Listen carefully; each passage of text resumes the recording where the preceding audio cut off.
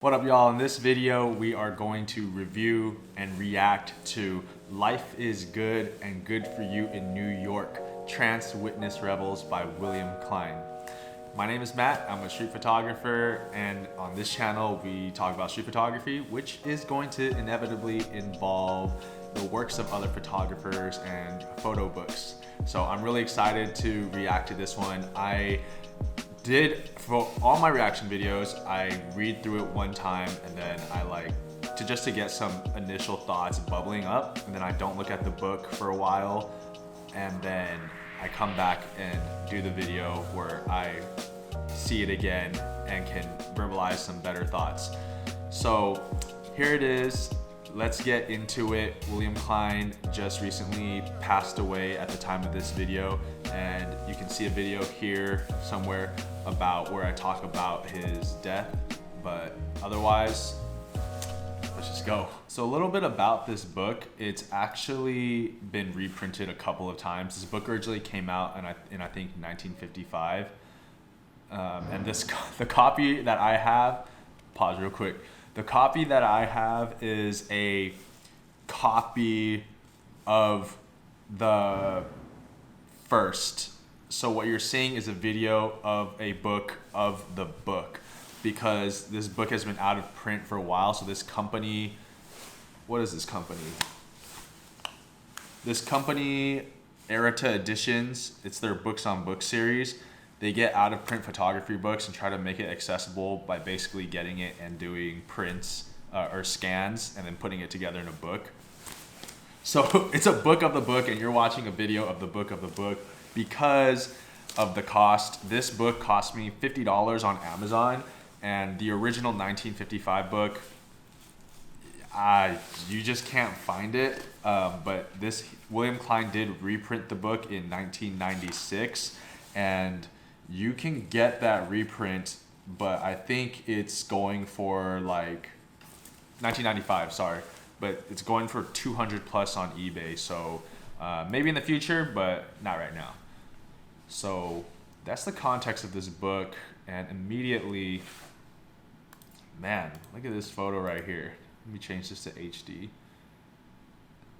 Just imagine like how close he had to get that, and that photo is crazy. I was like, wow, stylistically, you just got four people with different faces, but the fact that it was like New York, and he explained later at the end of the book with some text that all four of these people are from different like jobs and like ethnic backgrounds, and that is like the quintessential New York melting pot. By the way, New York hat for New York.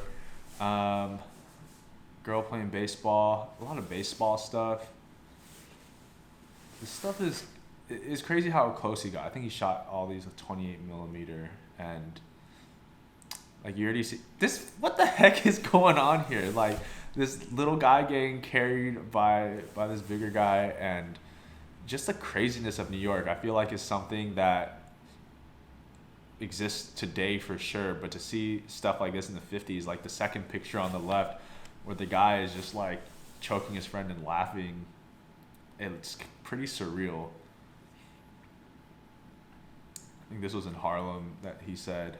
And more about this book, I was like, what the hell am I looking at? Because I've seen other books, like I have The Americans by Robert Frank right next to me, and the way that book is laid out is like white page,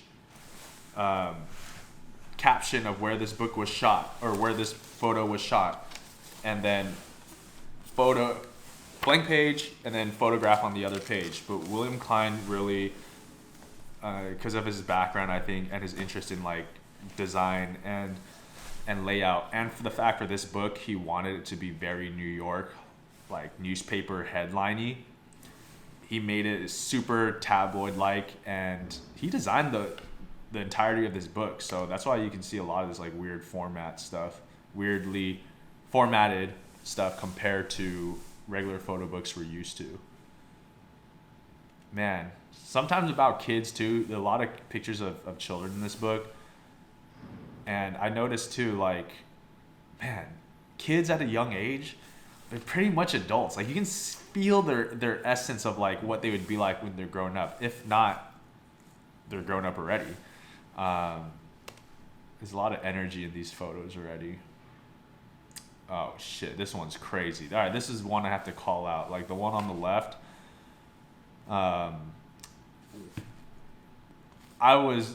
What caught me was like this kid's eyes and this person who's got the gun to their head, and like how innocent and naive these kids look at with the photograph, but the image of the gun to the boy's head, and kind of I think the time that we're in now with gun violence and school shootings and how prevalent that is now and how magnified, it hits different in this era, I feel like.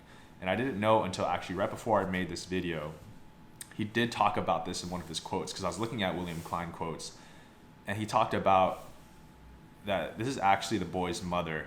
And I didn't notice this, but she's also holding his hand right below the gun, and how there's this contradiction in one image of the gun to the boy's head and the way a mother holds her child's hand softly and tenderly right below it. And it's just incredible. Yeah, just incredible. More baseball games. Oh, some scary shit. There's some shot really dark. No idea what's going on. Man, New York is different now. It's like people don't dress as suity, I feel like. They definitely don't. I don't even see that in Midtown as much anymore. Man, I really like the one with the woman in the movie theater booth. It's just the vibe. It's just like, it's like a late night, and the movie's probably already started and there's no one like lining up to get tickets right now or anything, but it's definitely a vibe. I mean, how much has New York really changed? I don't know. This is crazy. These shots right here. The thing about this book too is that because it's a reprint of a reprint, that like I don't know if a lot of the detail has been lost, or this is how the image actually looked like. So it's really hard to tell. At ICP, International Center of Photography in New York, they had his exhibit, and I do remember them being this dark. So I know for these Times Square, like Broadway photos, that they are that dark and contrasty. But man, the light reflecting on the cars, it's crazy. Just gatherings in New York and people looking at him, and how he wasn't invisible is crazy. And it's just like, you already feel like, what is this guy photographing? Why is he photographing me? Except now today, people actually ask you, and they're like, hey, don't photograph me, because of like social media culture and stuff. Oh my God, this photo right here, this Santa Claus is so damn sad. It reminds me of how like the Santa Claus in that one Rick and Morty episode looks like. It's just kind of like drunk, and he's Rick's friend, and they end up going to his belly, but this guy is that Santa. So sad, like depressing. Just like more street scenes.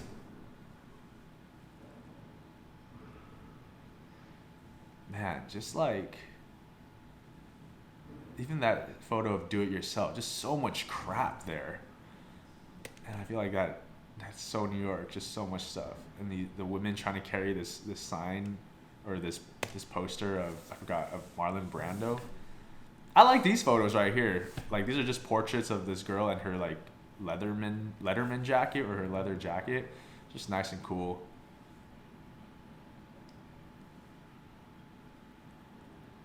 Advertisements, it's New York for sure.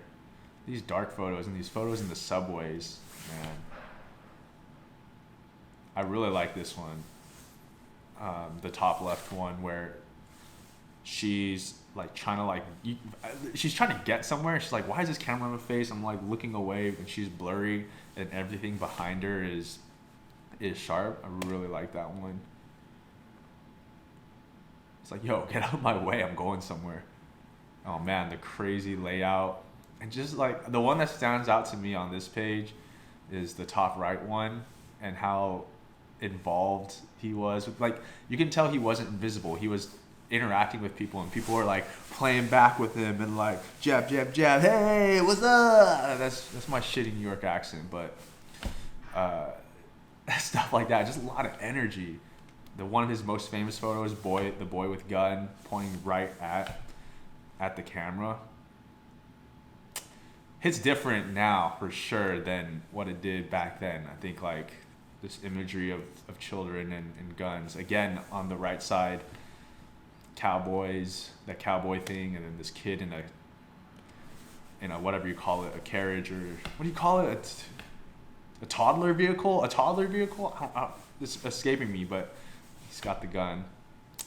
Also, his use of blur is crazy. Like the children on the top half of both of these pages, like you feel that they're in motion. They look kind of sick. Like they kind of look like some type of Halloween, like Psycho vibe. Kids playing baseball at the bottom left, and the blur again speaking to the motion. He was really a big fan of blur, and that's because from his history of when he did his abstract paintings on those room dividers and he flipped them, and he was like, oh wow, blur is interesting. This is only something that photographs can really capture.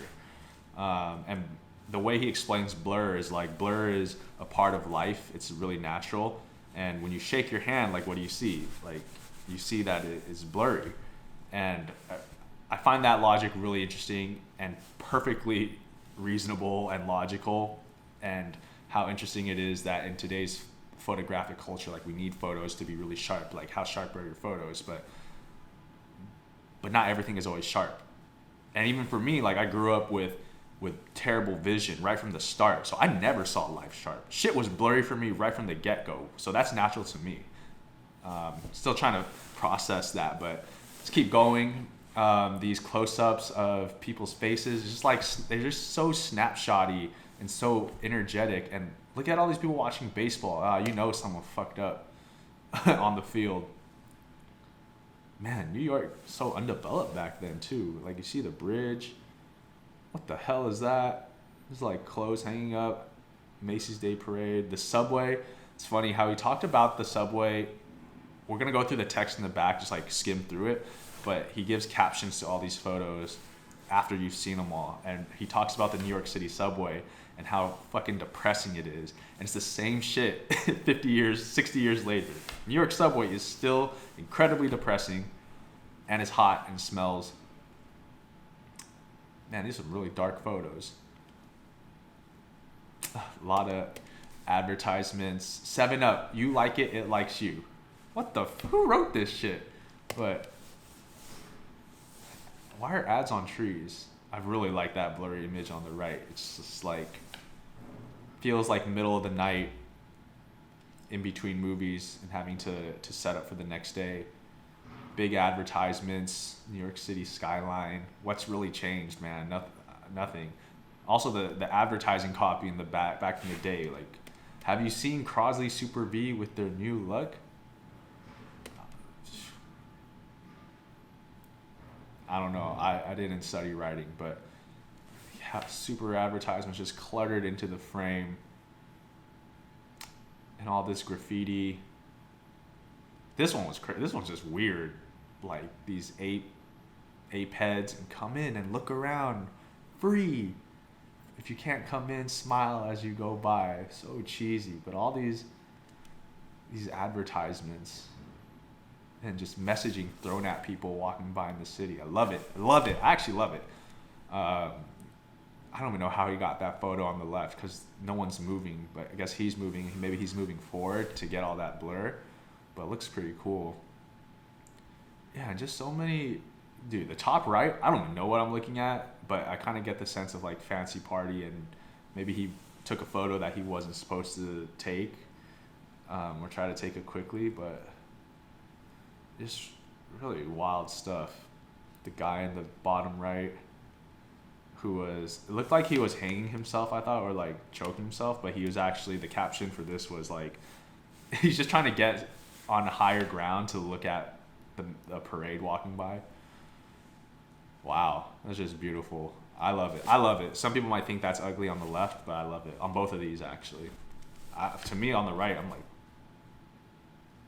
something about like the cross upside down and like evil and New York, but the whole backdrop is white, like heaven. I don't know. There's a lot of dualities there that I'm just probably making up, but that's what I see when I look at the photo. And then more close-ups and stuff, and people's expressions. Like you just saw the expressions on the girls on the previous page to this lady on the right. Man, so diverse, man. Again with the layout. I don't know what that is, but dude, just so much being thrown at me. In terms of photo book, I think it does a disservice to the photos, photographically speaking, but that was his intent with this 1954-55 version, to make it like tabloid. And the reprint in 96, I think, is more of like a focus on the photos. So the layout, all this crazy layout stuff that you're seeing, isn't there. I don't have the book, so I wouldn't know, but man, what is this? Look at this on the right. What is this kid doing? It reminds me of that Daido Moriyama picture of like the chubby kid, and he's also like, just, who are these people, man? Like, I love that blur. I do love blurry images. That one on the top left, it's like you don't even know who that is, but it's also like a vibe. Like it's got a contemplative look to it. Why is this kid saluting? Yeah, the cityscapes playing. I don't even know. I don't dig the photos on the bottom right, but something about like the white in the middle and the composition is cool. Damn, these photos are so blurry.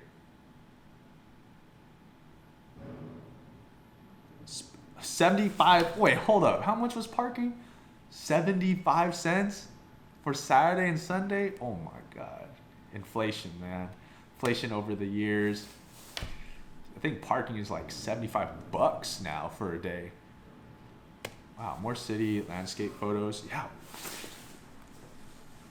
Are these the projects? I don't know. The houses in the midground look different in the background. Wow, just a lot of shots of like the trains and the objects of the cities now. It definitely, compared to New York today, it's just like, wow, so much really has been built. Oh, those are interesting photos. Is he in like a gallery? Yeah, I think he was like in a gallery. Looks like he's in a gallery and shooting through the mirror, and got different things showing up in the final picture. But this is the last photo, I think. How is the sun that huge? And where is he? Is he on like what should be now Billionaires Row? Because it's a pretty high building to get the Empire State at that point of view. It's almost spiritual. It's almost ghostly, that last image of New York. I think that's because all this is shot in black and white. And so at the end of the book, yeah, he included this pamphlet of captions and more, I'll call them artifacts of New York products, advertisements.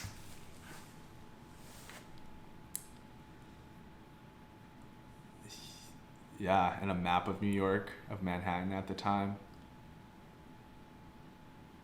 And then some essays by some writers.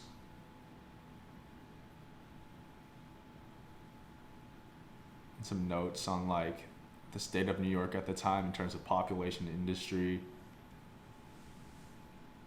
Yeah, just what a crazy book. And because some interesting things that I read about it was like, he came back to New York. He originally grew up in New York, native New Yorker, moved to Europe, and then came back to do this photo thing. And he said he came back with a vengeance, and he wanted to kick New York in its ass with the camera as his weapon. And I feel that, like, all these photos are just so crazy. And at the time when he tried to get this book published, he had a hard time doing so because a lot of the people he showed it to were like, this isn't photography. What the fuck is this? And this is not New York. But his counter argument was that, well, no, you work at Fifth Avenue on Madison. Like, you never even been to the Bronx or Harlem and anywhere else. So no, that you're not seeing the real New York. You're in your penthouse up there, and you don't know what's happening on the ground. And yeah, this was a different point of view of what New York is compared to everything that had been shown previously. So that's why I think this book was so revolutionary. Look at a young William Klein, 1956, man. Dang, what a handsome dude. Because all I've seen is pictures of him really old. So it's funny how people look like that. I hope I don't, whatever. And here's the ending of the book, gives you all these other books that he's made. Yeah, like New York on the third row, the last one, that's like a reprint of this one. Yeah, that's it. That's pretty much the book. Life is good and good for you in New York. If you enjoyed this video, I know it got kind of long, but if you're interested in more photography books, check out what I have here. This one will probably be about Daido Moriyama because of the lineage. Like I said, Daido Moriyama was one of the first photographers that I looked into, and only to find later that his inspiration was William Klein, which prompted me to look into William Klein. So check that out. Hope you enjoy it. See you in the next one.